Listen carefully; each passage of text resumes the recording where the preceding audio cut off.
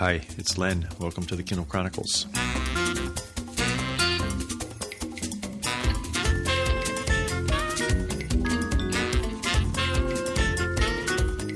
Good evening from Ocean Park, Maine. Today is April 17th, and I'm looking out. I can see the ocean. It's pretty dark. I can see a lighthouse off at the Wood Island Light, and it was a pretty calm day here in Ocean Park.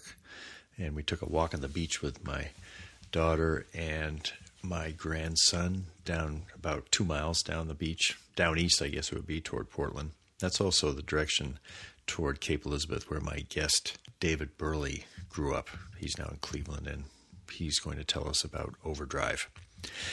Before we get to the interview, I've got a couple of news items to talk to you about, and then also some content tips. So let's get started with some news. The first news item that caught my eye was referred to me by Bob Lee, and it was a story at Tor.com, which is the website for Tor, publishing the science fiction imprint of Macmillan, about indie bookstores and how they're handling coronavirus. It was a thoughtful piece, and it really made me realize that independent bookstores, like restaurants, other retail establishments, are just totally getting whacked by the inability to have customers in the stores the way they normally do, and knowing that an independent bookstore is oftentimes a kind of a marginal operation. People do it for the love of it. You can just imagine the financial stress that these stores are being put under. The Tor piece talks about Bear Pond Books in Montpelier, Vermont, and the owner there talking about how they're relying on online sales to try to keep some revenue going, and also selling gift cards and offering heavily discounted shipping. There's also mention of a startup. It's called bookshop.org. It was launched in January, and it's another one of these efforts similar to the one that American Book Association, American Booksellers, ABA, they had something going with Kobo, where independent bookstores were going to be selling Kobo books and getting some benefit. That didn't really work out. This looks like a little bit more well thought out startup. Bookshop.org. They're going to be sharing revenue with the bookstores, and it's being touted as an alternative to Amazon, and that's of course desirable. And a lot of people in the independent bookstore business haven't forgiven Amazon for disrupting the industry and changing the world of the bookstore. So somebody that says we can give you online sales and you can keep more of the money than you would if people were buying through Amazon. So that's another tool. And I checked the Tattered cover bookstore in Denver, and that's a wonderful bookstore. They've actually got several locations, and we've had the new owner Len on there 2 or 3 times since he took over the store. It looks like they're doing the same types of thing. They have a skeleton staff that's shipping out books for people that order them, and they're in the local media offering ideas on great books to read in this period, and doing some streaming of author interviews. Just they're so resourceful there at the Tattered cover, like any strong independent bookstore, that they're doing their best to survive, and I really hope they do. I also read somewhere that the huge Powell's bookstore in Portland, Oregon, had to just lay off its entire staff. And a survey that showed up in Publishers Weekly showed that, they surveyed about 36 bookstores, and they found layoffs and furloughs at over 80% of them, and half had fired or furloughed 50% to 100% of their employees. So just really devastating. A second piece that caught my eye, and this was referred to me by John Aga, an organization that's based in London named the National Literacy Trust, in February released a review of research showing that audiobooks can benefit children's reading skills and enjoyment, as well as their mental well-being and emotional intelligence. One thing I noticed in passing was there is kind of a throwaway line, this piece in the National Literacy Trust article said audiobook sales this year are predicted to overtake those of ebooks in the UK. That came from a report in The Independent, and the story attributed that rise in audiobook sales partly to improved listening technology, celebrity narrators, and the way people have been introduced to audio content because so many people are listening to podcasts. It's a 13-page report from the National Literacy Trust and written by Emily Best. Well written. I liked how she started out noting that Thomas Edison started recording stories on phonographs in the 1870s, and the technology wasn't ready then for widespread use as Edison had visualized. But it did receive a boost in 1934 in the UK when the Royal National Institute of the Blind set up a recording studio to record books onto shellac discs. And in the US, I looked this up separately, the first talking books for the blind were made on vinyl in 1933. The National Literacy Trust also credits the rise of smart speakers as another factor that's fueling the rise of audiobooks. The point of the research review, which was done here, was to say audiobooks are not a benefit just because they're easier to access. The fact that you can listen to a story while you're driving or doing the dishes, something I often do. It was really looking for evidence that listening to a story, especially young readers, children, is providing reading skills and enjoyment, teaching the child to really enjoy books. And the research was pointing that direction, saying, yes, there is actually a benefit to audiobooks that's beyond the convenience of it. And a number of studies were pointing this out. One thing that I found particularly intriguing was research showing that listening to a book versus reading a book, different parts of the brain are working to kind of gather the information, whether you're reading and decoding the words or you're listening, but that they both activate the language comprehension part of the brain in the same way. I can kind of picture the story making it through the ears through an audiobook and the eyes through a written book, but they both have to find the place in the brain which can follow a story. And later in the research report, there's talk of the emotional cortex and how a story activates the emotions, especially when it's being heard, but also, I think, when it's being read.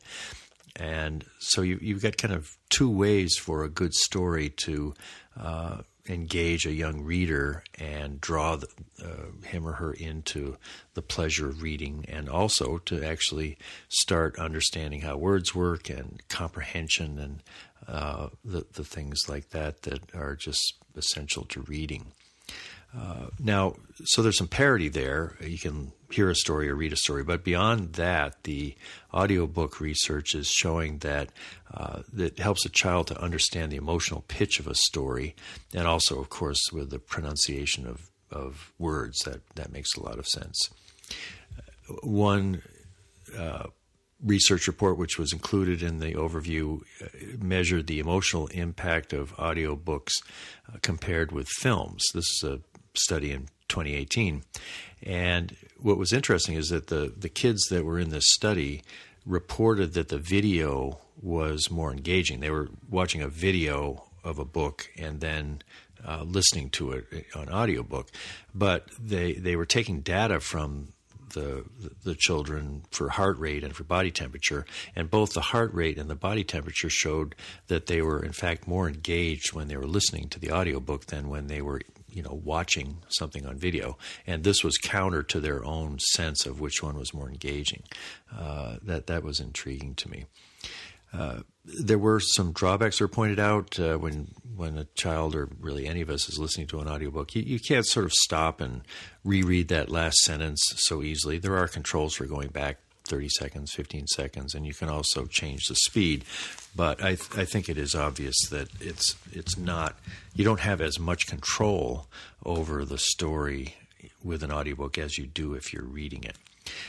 And there was mention that in literary circles there's still cynicism about audiobooks. There's an idea still out there that it's cheating somehow because the narrator is doing the language decoding for the listener. And I think that's probably something that will fade away as audiobooks take their place in the ways that we can listen to a story. Similar, I recall 10, 11 years ago that, an ebook isn't really a book somehow. It's if you're really a lover of literature, you're not going to be reading on these newfangled things. And now in the ascendancy phase of growth for audiobooks, you've got some sense of the same thing, that it's not really reading, it's cheating somehow. I think that'll pass. My own take on this, my experience of reading and listening, the last couple of books that I've engaged with, I'm thinking mainly of Devoted, the novel by Dean Koontz that we talked about with him last week, I think that was. I would just alternate. If I'm doing the dishes, I'm listening to the audible version of it. Then if I'm on my Kindle, I'm reading it, or my iPad. And the moving back and forth between the two, I found very pleasurable. Because there were differences. I think that when I was listening, especially to the Devoted story, which had so much suspense and characters, it really did lend itself to a good, strong narrator, which the audible version certainly had, to pull you through the story. The thing I missed when I was listening to it is I couldn't highlight things, and I think Koontz is a pretty good writer, so I frequently would highlight a passage that I thought, that was just well written. He writes every page, he goes through 20 drafts. He's a meticulous writer. So the pleasure of the written word is something which you can't get when you're listening to the story, but when you've got it with the words right on a screen, and same thing with paper, that there's a different kind of pleasure in both forms. And I think that as you see how ebooks have come along and taken their place with print books and now audiobooks, I kind of love the idea that we're just gradually getting to a period where the story is the story, and whether it comes to us by paper, ebook, or audible or audiobook, it doesn't really matter. And in some ways, the fact that you can experience it in these different ways, I think kind of heightens the importance of the story itself, because you're seeing this essence of a story, which is such a human skill that we've developed over the millennia, being reflected in different ways. And it's not, a story isn't just now in the pages of a book. It can come to us in these other ways. And I love the idea that however they get to us, they have to kind of go through the story node or the emotional cortex, where we put the stories together and they shape our lives. I'll have a link to this. It's a 13-page PDF, and I think you might find it interesting to read. Time now for the interview. David Burleigh is Director of Brand Marketing and Communication at OverDrive. That's the company which makes the digital borrowing of ebooks, audiobooks, and video streaming available to more than 90% of the public libraries in the U.S. The company was founded in 1986 by Steve Potash, who has been CEO ever since. OverDrive initially converted analog media to digital formats such as CD-ROMs. In 2000, the company launched an online ebook and downloadable audiobook repository, and that led to its current leading role in providing content not just for libraries but for many other organizations, as you'll hear. Since its acquisition in 2015 by the Japanese tech giant Rakuten, OverDrive has expanded its worldwide services but has remained headquartered in the Cleveland area, and that's where I reached David by Zoom on Wednesday from here in Ocean Park, Maine.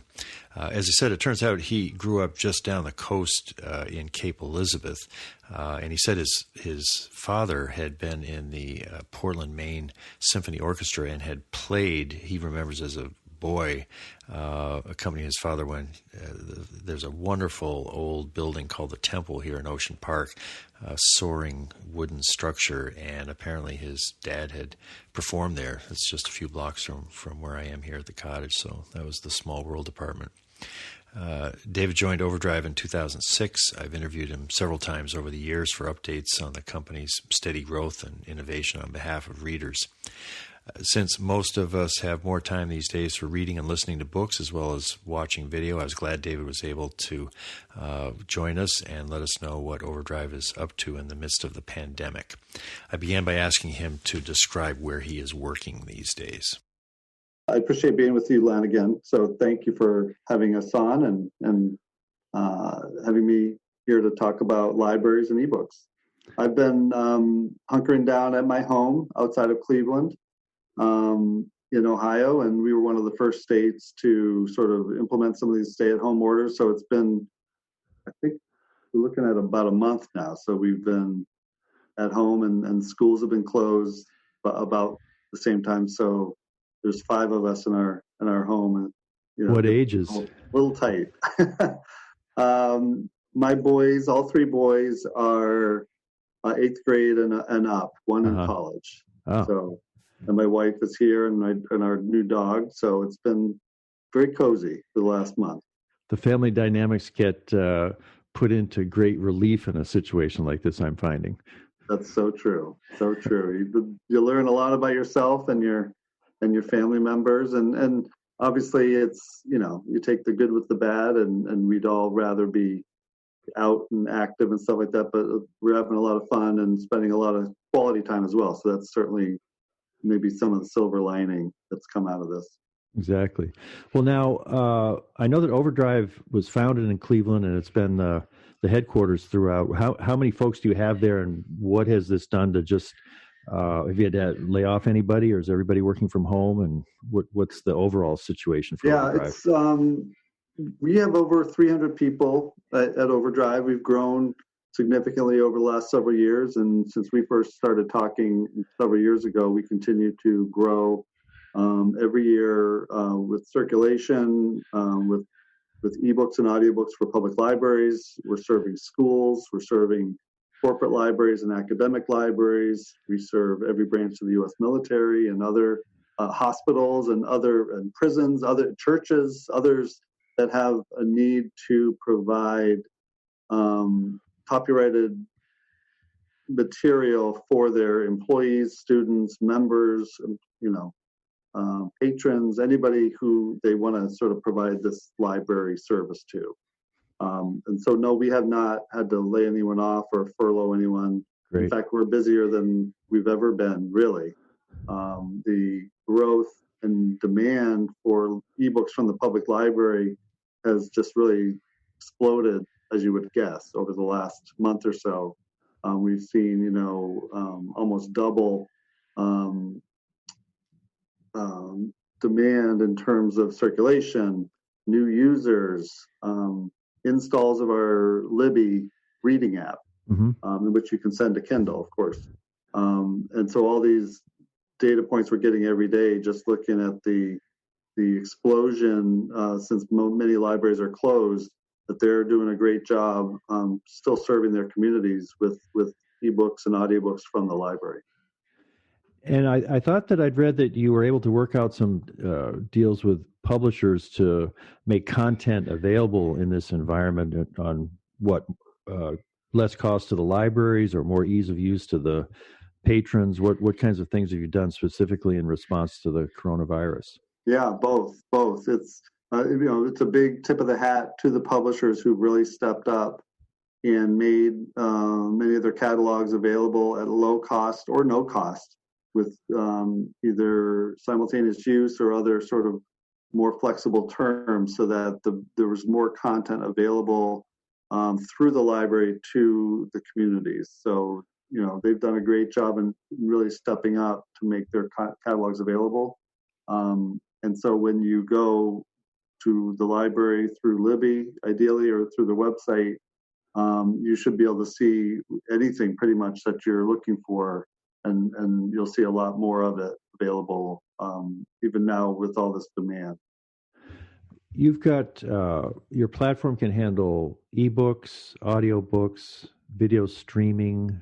Is there anything else, or are those the 3 main things? And then we also offer magazines through the Libby app as well, right? And so that's an area of growth for us, as you can imagine. Now, I was interested in that because I don't think I was aware. So can I go in and get like an individual issue of the New Yorker or whatever magazines my library happens to be offering? Yeah, I don't believe we carry New Yorker, but we're adding every day. We've got a nice collection, and then libraries can add them and make them available for simultaneous use. That you can get as many as you want. You can borrow with your valid library card with no wait list. So let me just do a quick little search here. And you could see that on your iPhone with Libby, or I just got a new iPad that I'm really enjoying, and Libby looks really nice on that as well. Right. For example, there's things from PC World and Kiplinger's to Cosmopolitan and OK Magazine and Us Mag. I was going to say Us. I couldn't remember if we still had that. Yeah. Esquire, Apple Magazine, PC Gamer, Lonely Planet, Car and Driver. So National Enquirer. So there's quite a few. Newsweek that you can choose from, Soap Opera Digest. And if my library has subscribed to it or bought that content, I wouldn't be having to wait to go on a hold list to get a. Right. That's right. And then the borrowing of magazines does not. They don't have the same limitations in terms of number of digital titles that you can have out at once. I see. It does not contribute to lending limit. Yeah. Well, that must be a good idea for the magazines too, because they're generating word of mouth. Or somebody might try something from the library and then actually end up subscribing digitally or on paper. Exactly. I don't know exactly. I can't really speak for the magazine publishers or how they would look at it differently from like the book publishers, audiobook publishers. But I think in general, yeah, they do look at it as a way to raise awareness. They are paid for it by the library. So your tax dollars are certainly going to the publisher and to the content creators. And they look at it as a way to get discovery, to get a new audience, get people to try them, where in some places, where else can you do that these days? There's not a lot of bookstores out there. And certainly at this time, many of them are closed anyway. So what better way to access new books, new audiobooks, new magazines, or some of your favorites, to go in and find something to read. Yeah, that's great. Well, we've been talking over a number of years. I listened to the most recent time we talked, I think it was about 4 years ago, but OverDrive was founded in Cleveland, and you were bought by Rakuten. What year was that, 2012 or 2015? 2015. That was a big change because that was a big multi-billion-dollar company based in Tokyo. Rakuten acquired us 5 years ago. They've just recently sold us to KKR. That deal has not gone through. So we announced that right around Christmas, but it has not closed yet. Oh, I see. So we're still sort of in this stage of waiting for that deal to close. So we're technically still part of Rakuten, but expect the deal to close to KKR, soon. I see.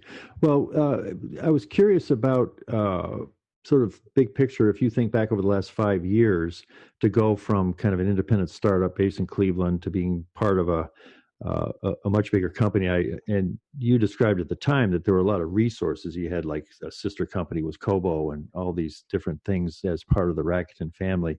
But when the history of OverDrive is told 20 years hence, do you have a feeling yet what these 5 years will have been responsible for in the evolution or the growth of your company, or just who OverDrive is now compared with before the Rakuten acquisition?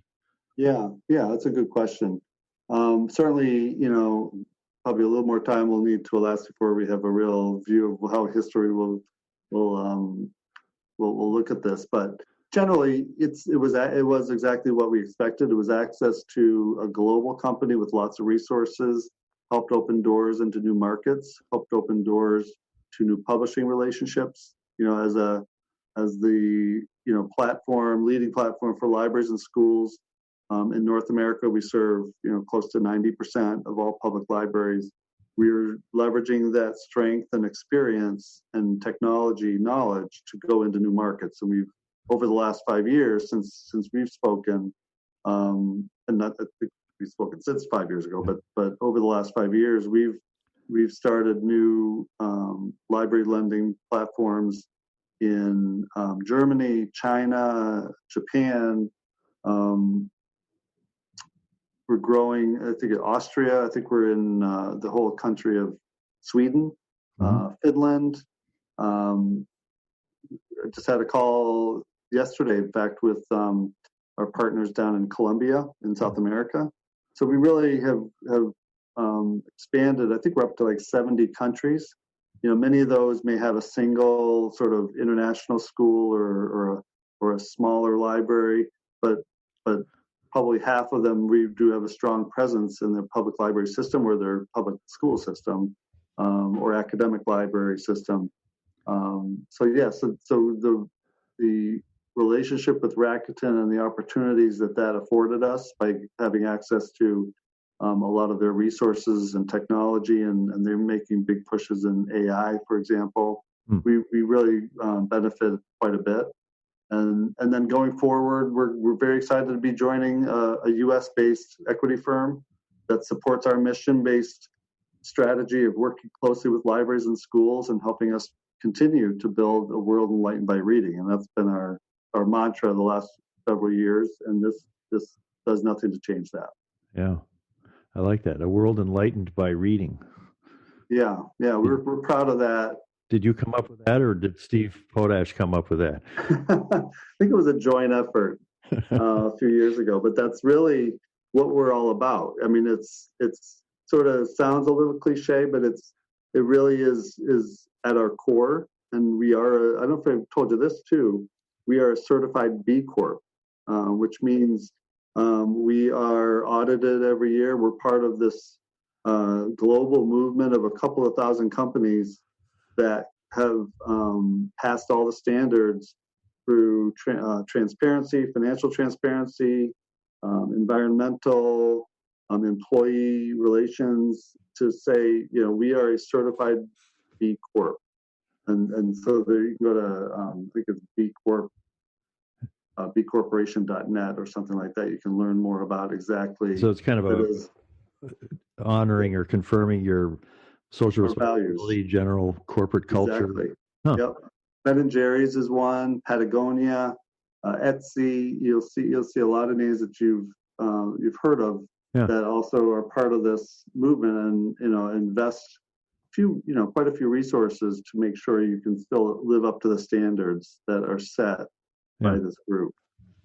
Huh. That's worthwhile. Yeah. Does Rakuten still own Kobo? Yes, they do. They do, and they're Kobo's growing in many countries around the world. We do have the library lending platform built into their devices, It's an easy one-click sort of borrow process in their devices. So that was one of the nice benefits of working closely with them. So they're doing well.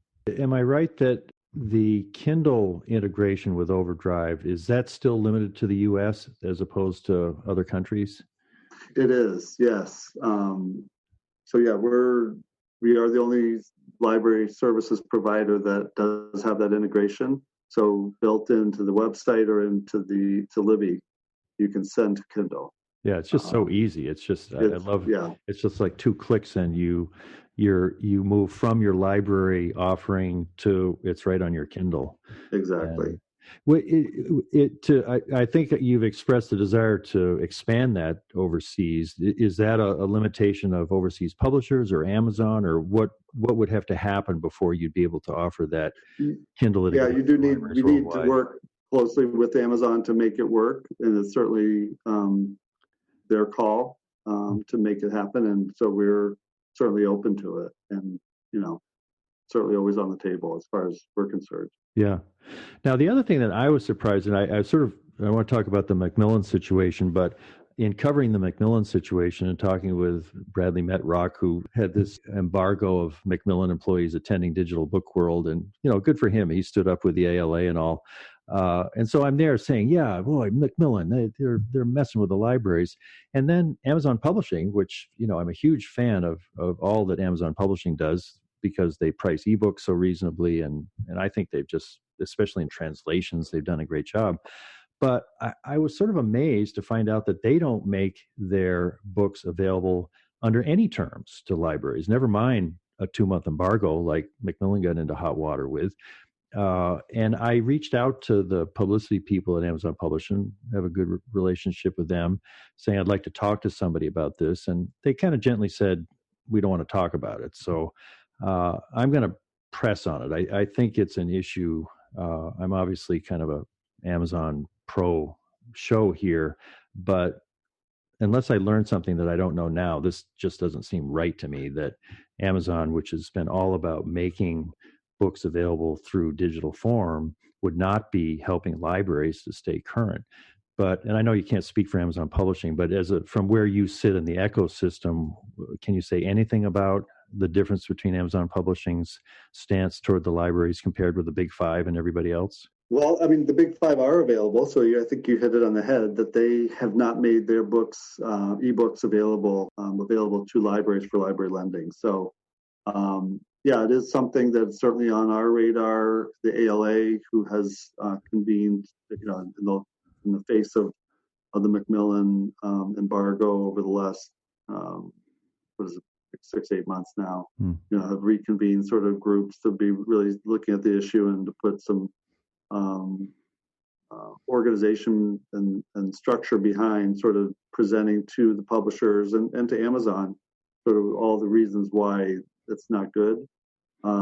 Their books should be available alongside other information and knowledge that's available in libraries. So yeah, it's certainly, it's disappointing. I can't speak for them. Every publisher makes their own decisions on how they want to go to market. And so we work with, thousands of publishers who are seeing growth in the library, and they see the benefit that we can provide and libraries can provide through discovery, brand development, and sales. So really, and I know we were going to talk a little bit about some of the other programs we have where we've seen evidence that the public library really can help books sell more. If it sort of seems like it's a contradiction in terms, but we've seen it over and over with what we call our Big Library Read, which just completed its 21st issue. Wow! Last week, where you make a book available for free to libraries for 2 weeks. We do that 3 times a year.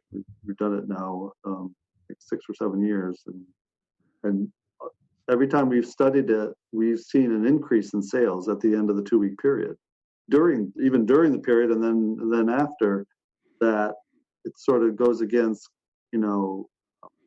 what you might expect, that the ebook is free on a library's website. People can borrow it without paying for it. And when you do those, there's no limits on the number, right? It's like There's no waiting list or anything like that. Exactly. It's what we call simultaneous use terms, so that the library can lend it out to as many people at the same time, whereas most other titles are in the 1 copy per user, which is just like the physical lend. Mm-hmm.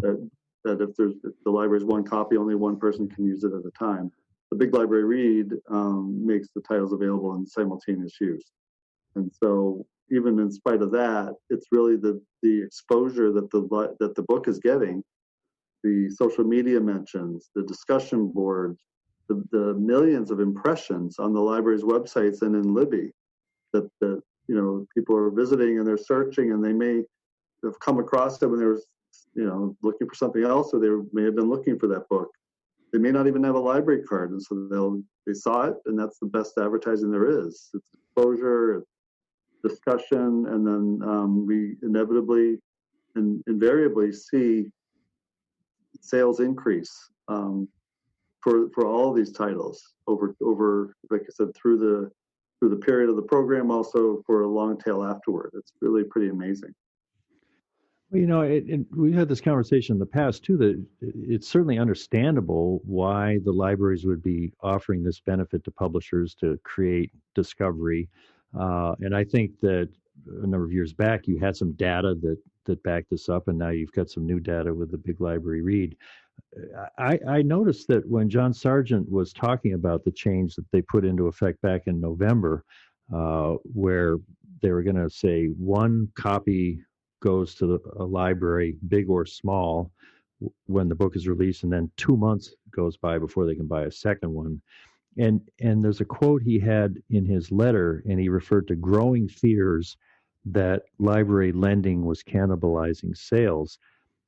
Do you think there's any data-based argument that shows there is some kind of a trend where the publisher is cannibalizing more sales than they're getting benefit of word of mouth in these discovery, and that somebody who's actually watching the bottom line of a publisher like Macmillan would be seeing data that makes them more worried now than they would have been 5 years ago about the whole process of making their ebooks available to libraries? We never were able to see the data that they were claiming, showed that relationship. So we have data that shows that sort of refuted some of the claims they were making in terms of, how many lens, and versus how much sales they were able to generate, and then the sale or the cost per lend kind of thing. And there was assuming it was making some wrong assumptions because they had already put limits on how many lens a book could have before the library would have to repurchase it. And then when you take that, and we found that most books weren't being lent the maximum number of times, which then means the publisher is getting actually a higher dollar per lend, because the way it works in public libraries in the digital world is that they will, for the most part, they will pay for the cover price of the ebook, and the library price is usually a lot higher than retail. So you're looking at like $20 to $40 to even $60 for a book that you can get at retail for $10 or $15. And when there's these limitations on the lending, and I'm getting right in the weeds here, but when there's limitations on the lending that most of the big five publishers have set, like 24 or 26 checkouts or 52 checkouts, or a period of time before then the library would have to purchase that license again to lend the title. Mm-hmm. This was the numbers they were using seemed to be assuming the maximum number of lens that was going on, which would then say, well, we're only getting so much per lend, which really wasn't true. So is that kind of data. You can see a more thorough explanation and sort of questioning of some of the data on our CEO Steve Potash's blog, overdrivesteve.com. Mm-hmm. And so he makes a case there that some of the data just was questionable at best.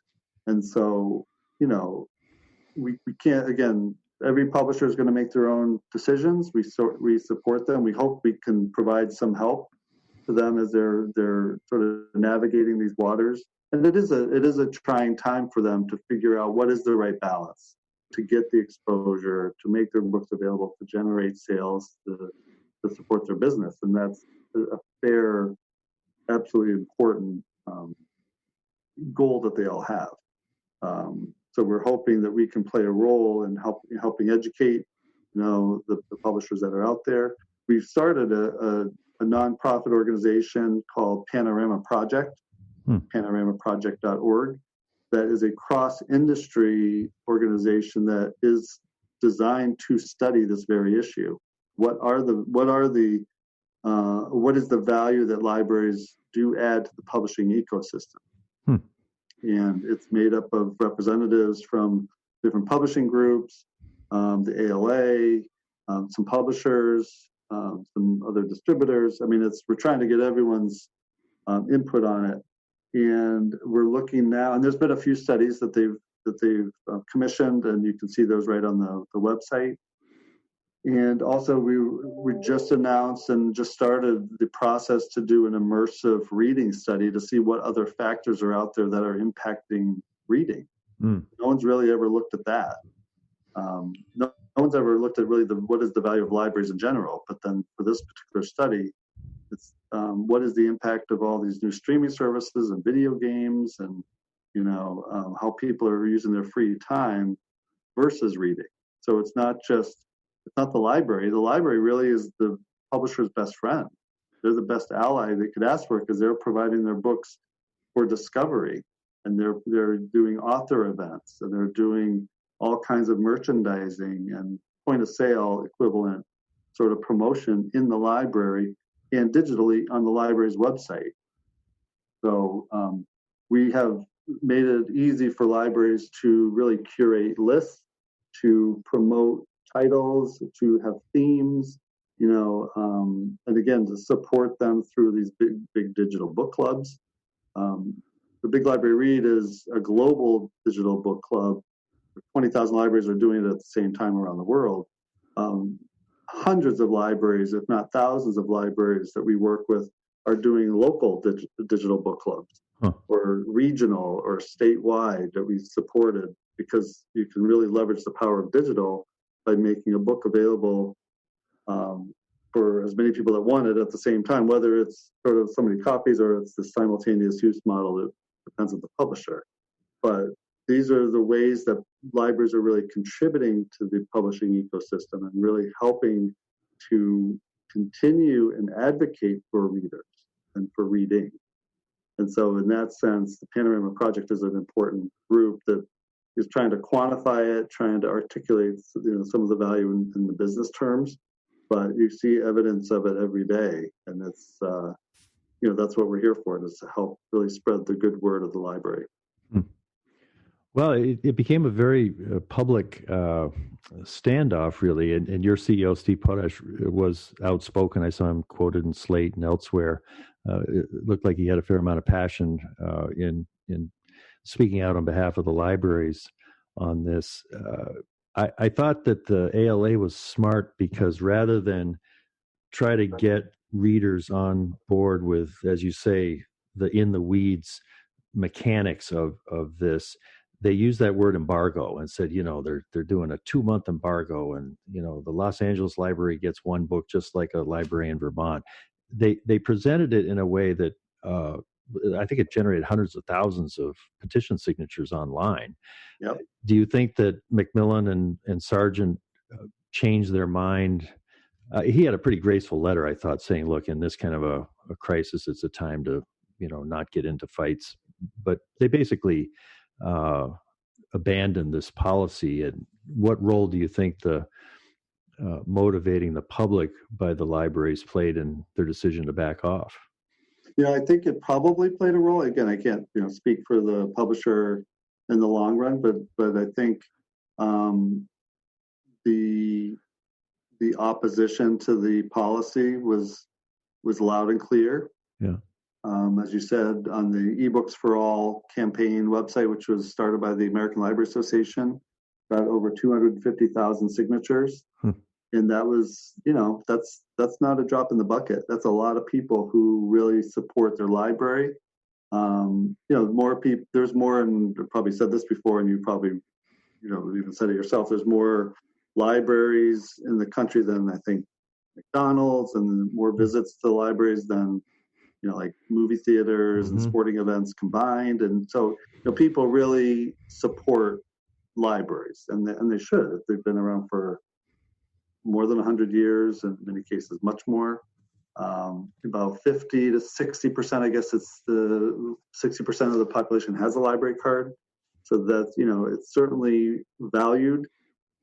Getting into the digital age, when I talk to people about what I do and how we support libraries, a lot of people haven't been to the library in a long time. They may even have a library card, or they may not have a library card, but they're often surprised to hear that the libraries do offer digital services. Mm-hmm. And, especially nowadays where many of the buildings are closed, being available 24/7, still providing access to resources and programs and reading material, such as through OverDrive and Libby, really just underscores the importance of libraries to their communities.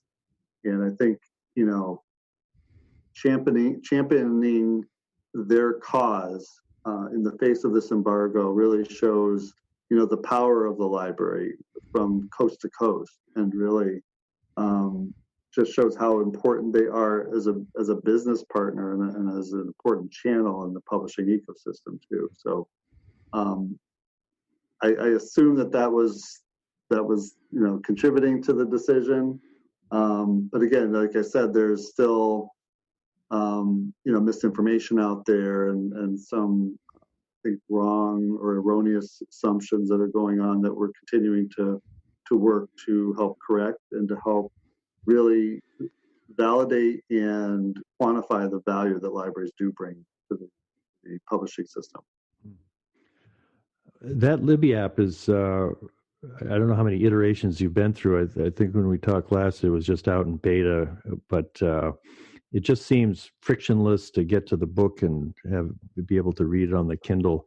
And I thought I saw something, there might have been a video describing how to use it that said that if you don't have a library card, Libby can help you to get a library card from your local public library. And do you have any idea what kind of resource are you able to provide that basic link that somebody has to actually have a library card to be able to take advantage of Libby? Yeah, I was hoping you'd ask. I have really interesting things to talk about there because, yes, Libby is very simple to use. It's award-winning. When you get in, it asks you which library or where do you live. If you don't know what the name of your library is, but you can search by the library name and you can search by zip code, and it'll connect you right away with that library. And then it'll ask if you need a library, if you have a library card. If you do, you can enter it, and then you don't have to enter it again. It'll remember. If you don't, it'll provide access to a link that will take you to the library's website.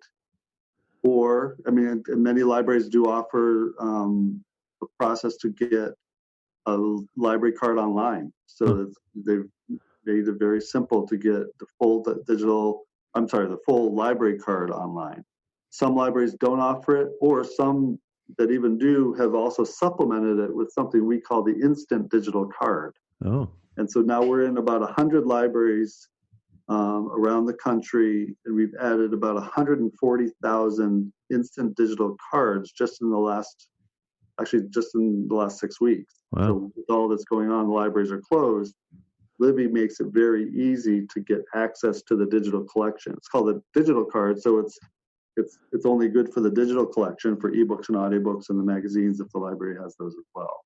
Now, do you have to live in the town for that library usually, or could somebody from out of state do it? No. So it still works the same way as if you were going into the building. You still have to live in that jurisdiction or whatever is the jurisdiction or geographic rights that the library that makes sense. is serving, right? So it's easy and it takes only 30 seconds. So if your library is offering this instant digital card, you'll see it right away when you go in there and it asks you if you need a card. It just asks for your cell phone number. And so we have a process where we go to a database and we can, just with that, have the ability to issue this instant digital card if you do live within their community. Wow, that's impressive. And some libraries have the rights, and some states have made it available for those libraries to offer a digital card to anybody in their state. Mm-hmm. And I don't have that list off the top of my head, but I know there's a few states that make that available. So even if you don't really belong to a particular library, you may still be able to access their library. I'm sorry, if you don't belong to it or if you don't live in their jurisdiction, even if you live in their state, you may still have access. Yeah. Well, and I think Cambridge, we live part of the year in Cambridge. They're part of something called the Minuteman Network, and there's a large number of libraries in Massachusetts that if I get a Cambridge card, I can access that whole network. And I think the network has a nice OverDrive selection on their site. That makes a lot of sense. Yep. What was the latest book you mentioned? The Big Library Read. The one I remember last time was A Murder in Time, and you've clearly been keeping them going. What's the latest one, and how do you choose these titles? How do you choose a book that's going to be equally compelling all over the world? Yeah, that's a great question. We actually go to our publishers first, and at the beginning, and I probably mentioned this when we last spoke, there was only a few publishers that were willing to try this sort of idea to make their ebook available, or sometimes audiobook too, available for free for 2 weeks at a library, at 20,000 libraries. I can picture some 20-year-old kid going to the gnarled publisher. Hey, I got a great idea that we're going to give away these books for 2 weeks all over the world. That's right. That's not everybody's going to jump at that. Yeah. Well, now we go to publishers. We say, okay, we're doing Big Library Read again. We're either doing this genre or it could be just adult fiction, and now we have them lined up. We get more recommendations and more suggestions and inquiries than we know what to do with. So we select about 10 and we put them into a survey. Oh. And we survey our readers, our libraries, to say, okay, for the next Big Library Read, which one would you like? This is going to be available for free for 2 weeks in this period.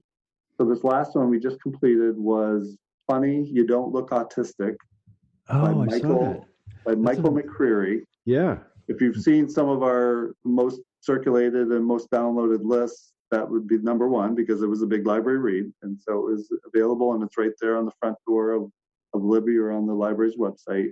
This is published by Antidote Press, which is a small Canadian-based publisher. So it's really great to be able to offer titles from different publishers that you may or may not have come across. And it won the selection through a survey of our readers. So that's how we do it.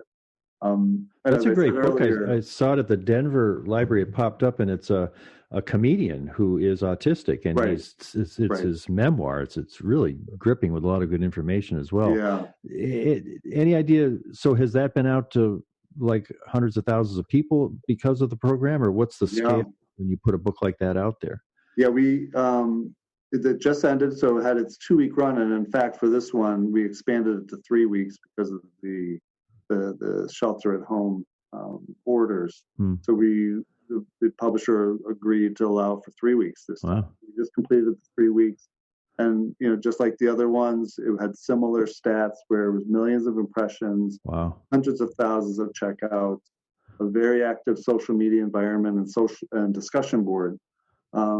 And I haven't seen all the stats too, but I won't be surprised to see increased sales during the time. We look at Amazon sales rank. Sometimes the publisher shares their retail sales, but even especially with the Amazon sales rank and the Goodreads ads, you see an uptick in popularity outside of the library and then the mainstream. As I said, people will come and they'll see it. Maybe they didn't finish it in the 2-week period, or this one was a 3-week period, or word of mouth, or they just wanted to read it again and they went out and bought it. So it's great success that we continue to see with the Big Library Read. That's awesome. Well, you're doing a lot of stuff. Anything that we didn't mention that you want to highlight before we wrap up? Yeah, one thing actually we didn't touch on. I was going to tell you about a new feature in many of the library systems. It's called Lucky Day. And the libraries sometimes call it Skip the Line, or in Libby it's called Skip the Line. And so for those of your listeners who've been to borrow or go to their library or through the app to try to borrow an ebook from their library, they probably have found that most of the popular bestsellers will have long wait lists. And so to address that problem, and that's certainly understandable, and you would get that in the physical world as well.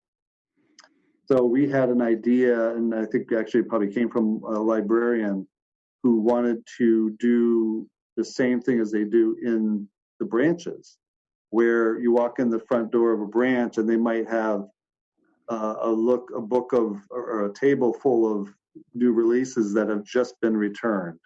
And they don't go back out on the shelf, or they don't go back to fill holds, but they go right on this shelf for anyone to take. And if you time it right, it could be your lucky day to just get that book. Another good example or a good analogy is for those of us who remember Blockbuster. If you ever go into Blockbuster and you wait by the front door, and because you want your new release movie to come back, and it's certainly not on the shelf, but you're waiting by the front door for someone to just drop it off, and you snag it right away to borrow it or rent it. This is the same case that each library has the ability to go into their bestsellers if they've purchased 20 or 50 or 100 copies, depending on the size of the library. They can take a handful of those copies and put them into this Lucky Day shelf. They can do this with all their bestsellers, or as many as they want, and they never go to fill holds, but they constantly are recycled into this Lucky Day shelf or the Skip the Line shelf. So every time you go in, you could just refresh in Libby or on the website, and you'll see bestsellers right there. Oh, I see. So you see what might have shown up, and then when they're there, it's first come, first serve. Who happens to see it? First come, first serve. And the catch is that it's a shorter lending period. Okay. You cannot place a hold on it. You can just borrow it right then. I think it's a 7-day lending period versus what's usually a 21-day for the other books. But it's great because then you can access that really popular title. That's a great idea. Good deal. I have been speaking with David Burleigh, Director of Brand Marketing and Communication at OverDrive. Thanks very much, David. Thank you, Len. Before we wrap up, I want to tell you about something that Amazon Crossing is doing for World Book Day. This is a worldwide celebration of books, and Amazon Crossing is the translations imprint for Amazon Publishing. So starting yesterday, April 16th, and concluding at 11:59 p.m. Pacific time on April 24th, Amazon Crossing is going to be making 9 of their titles available for free. And I'll have a link in the show notes so that you can find them. These Amazon Crossing books are generally terrific. They pick books which are popular in their host countries, and then they hire excellent translators to translate them into English. And I'll just give a couple of the highlights here from the site. This one there's a historical fiction title from Spain titled The Price of Paradise. And I'll just scan through. This is one I've seen before. It's a children's book, I think, from Brazil. And then there's Out of Silence After the Crash. That one is from Argentina. It's a memoir.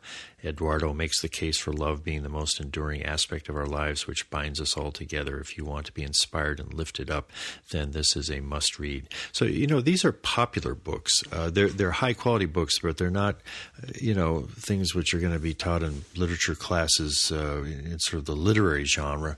And I think that's part of why the Amazon Crossing imprint is so interesting. As it happens, I've just started reading The King of Warsaw, and this was recommended to me by a listener, Shimon Schott, in Krakow, and it's a really powerful book set in 1937 as Poland is being drawn into the horror of World War II.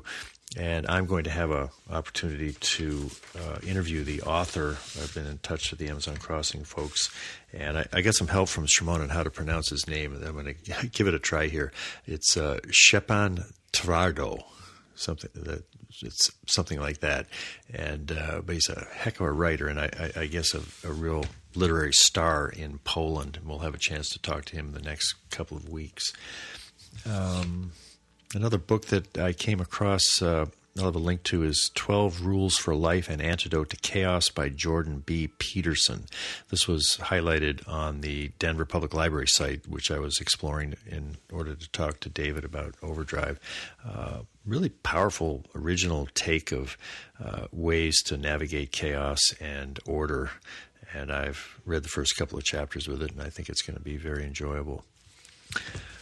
That's it for this week from Ocean Park, Maine, and hope you're doing well wherever you're staying at home. And as the uncertain times ahead roll out, different approaches in different parts of the country, apparently, but we'll be here at Ocean Park for the foreseeable future, and we're feeling very fortunate to be together here with the new puppy, Sophie, who's learning some tricks, and it's as if we were never without her. It's pretty wonderful.